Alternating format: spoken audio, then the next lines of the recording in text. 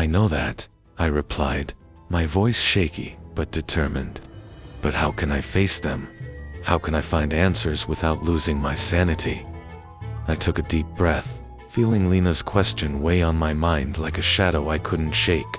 So, you want to know if I'm truly ready to face what lies beyond what my own mind can handle? The truth is, Lena, I've already started. I've taken the first step, and now there's no turning back. But what if that's exactly what the Watchers want? What if their game isn't just about watching, but about slowly driving me insane?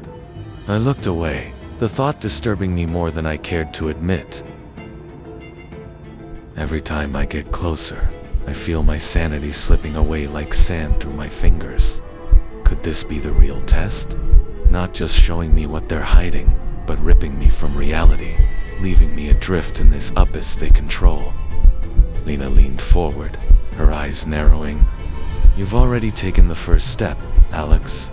The question now is, are you willing to see what's beyond what your mind accepts as real? Because they're going to test you, and what you see may not be what it is. Lena leaned forward, her eyes narrowing. I know you've already taken the first step, Alex. That's why I came to you. Now, the question is another. You have the training of a psychologist, accustomed to finding patterns, to seeing beyond what most consider possible. But tell me, are you really willing to see what exists beyond what your mind accepts as real?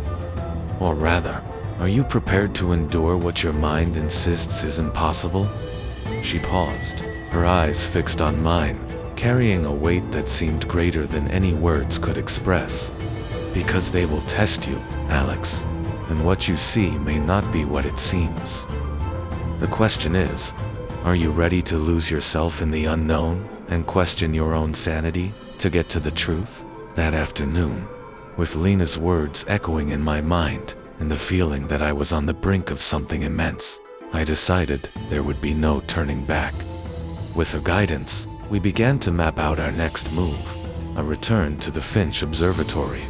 This time prepared to understand what the shadows might show us. It's time to see what's truly behind the veil, I whispered, feeling the adrenaline and fear in equal measure. That afternoon, with Lena's words echoing in my mind and the feeling that I was on the brink of something immense, I decided there would be no turning back. With her guidance, we began to map out our next move, a return to the Finch Observatory. This time prepared to understand what the shadows might show us. It's time to see what's truly behind the veil, I whispered, feeling the adrenaline and fear in equal measure.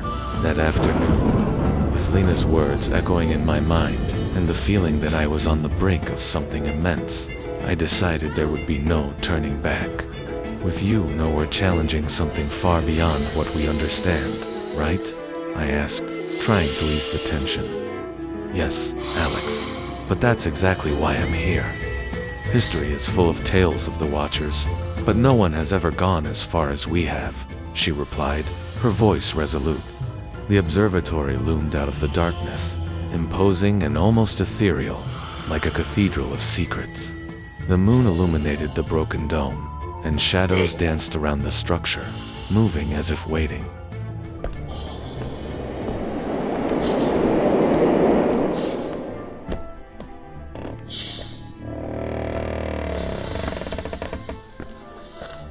The door creaked open, revealing the main hall with its partially destroyed glass ceiling.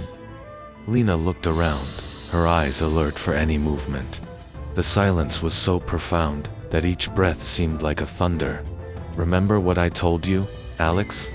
You have to look without fear. That's what disarms them, Lena murmured, her eyes fixed on the darkness beyond the old columns. Before I could respond, the air filled with a high-pitched, distant sound, like a lament. The shadows began to move, forming sharper, more defined figures. They emerged from the cracks, taking on human forms, but with imprecise features and empty eyes that reflected the moonlight. They're going to start testing us, Lena said, her hands moving to reveal a small pocket mirror that she held tightly. They are like reflections of our perception. If you look at them with intent, the truth may reveal itself. I took a step forward, feeling my heart pound. I stared at the shadows that were closest to me, remembering what I had read about the Watchers. They were trials, manifestations of the unknown that tested those who dared to defy them. "We see you," I murmured, repeating the words that had earlier stopped the shadows. This time, however, something different happened. They hesitated, but instead of retreating, they began to coalesce into a larger, more distinct figure. A shape that moved with an intelligence of its own. Truth is a thin veil. The figure's voice echoed in my mind, like a distant roar, reverberating in my bones. "And you are about to break through it." Lena and I exchanged a look, filled with understanding and fear. She held the mirror up to the figure, and the room was filled with a strange light, as if the reflection had been multiplied. The shadows retreated slightly, trembling as if they had been touched by something they could not comprehend. The glow faded, and for a moment, all was silent. The central figure stood still, watching us with a blank, yet paradoxically intent gaze.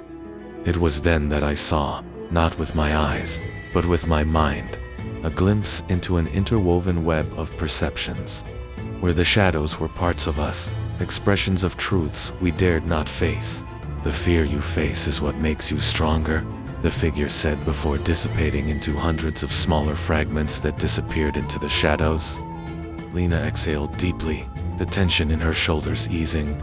The silence that followed was different, not the emptiness of before, but a pause, like the moment between one breath and the next.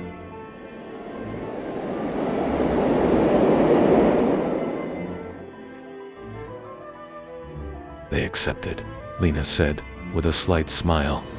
"Now we know they are not just our enemies. They are parts of us, echoes of the unknown we must face." As we walked out of the observatory, I felt a new kind of peace. It wasn't the absence of fear, but the understanding that, while the shadows still watched, we saw them too, and we were ready for the next challenge.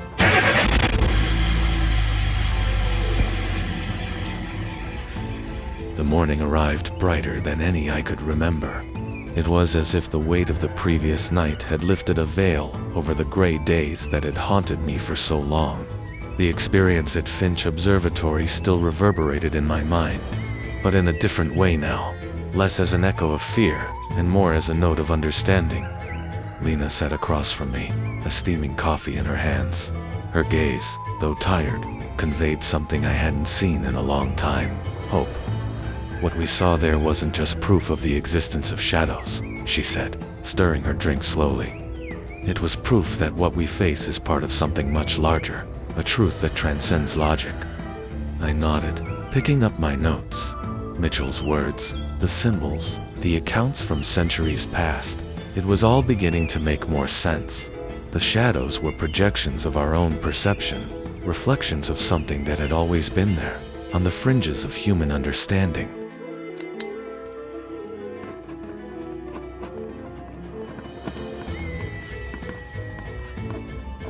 Lena and I began to compile all the information we had collected, from accounts of ancient cultures to Mitchell's more recent experiences and my own investigations. A pattern was emerging: the existence of points around the world where Watcher sightings were most commonplaces, where reality seemed to bend, where human perception reached a breaking point. If we can map these points and understand how they interact with the human mind, Lena began, excitement rising in her voice, we might find a way to predict when and where the Watchers appear, maybe even figure out what they really want. There was something deeper, more complex that I needed to consider. Why these places? What made them special? The key might lie not just in where, but in how we observed and related to these forces. I picked up the pocket mirror Lena had used the night before, reflecting the morning light in my hand. The surface looked ordinary, but now it held a powerful meaning. "This mirror," I murmured, looking at her. "It reflects more than just light. It reflects our intention, our willingness to face the unknown. Lena smiled slightly, a spark of understanding lighting her eyes. Yes, Alex. And that is what the shadows recognize. I picked up the phone and heard Laura's urgent voice. Alex, they're back. Not for me, but for others. They're appearing in different places, as if searching for something. My heart raced. The shadows were moving, and this was no longer an isolated phenomenon. It was a chain reaction. Something about our discovery had triggered them, or perhaps it was the next phase of a cycle they themselves had begun. Laura, stay calm. We know more now, and we're more prepared, I replied, trying to keep the confidence in my voice. Lena stood up, her expression firm. We have to move on to the next point, Alex. Whatever's happening, it won't stop on its own. It's time to take this beyond the observatory, to connect the dots into a bigger map. I looked at her, and then at the mirror in my hand. I knew that from that moment on, my life and the lives of everyone around me would change irreversibly, but the choice had already been made. Let's go then. It's time to face the shadows, not just as observers, but as participants.